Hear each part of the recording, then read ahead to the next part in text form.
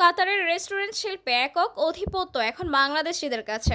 সাম্প্রতিক রাজধানী দোহার বাণিজ্য নগরী আল মনসুর এলাকায় রুচিসম্মত স্বদেশীয় রকমারি খাবারের প্রতিশ্রুতি দিয়ে আনুষ্ঠানিক যাত্রা শুরু করেছে মোহাম্মদ আমানুল্লাহ রেস্টুরেন্টের তৃতীয় শাখা। কাতারে নিযুক্ত বাংলাদেশের মানবর রাষ্ট্রদূত মোহাম্মদ নজরুল ইসলাম সহ প্রতিষ্ঠানে আগত অতিথিদের সঙ্গে নিয়ে ফিতা কেটে উক্ত প্রতিষ্ঠানের উদ্বোধন করেন বিশিষ্ট তরুণ ব্যবসায়ী কুমিল্লা প্রবাসী মোহাম্মদ আমানুল্লাহ। সাংবাদিক আহসানুল্লাহ সজীবের সঞ্চালনায় অনুষ্ঠানে বিশেষ অতিথি ছিলেন দূতাবাসের প্রতিরক্ষা উপদেষ্টা ব্রিগেডিয়ার জেনারেল এম খায়ের উদ্দিন, শ্রম কাউন্সিলর মাসহুদুল কবির, তন্ময় ইসলাম।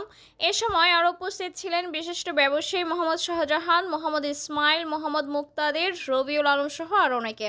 এ সময় প্রতিষ্ঠানের স্বত্বাধিকারীরা বলেন, এখানে দেশীয় বাবুর্চি দ্বারা রুচিসম্মত সুস্বাদু খাবার ও নাস্তা তৈরি করা হবে।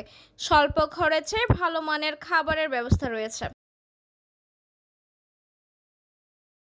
জেনিফার পলি, কুমিল্লা নিউজ 1।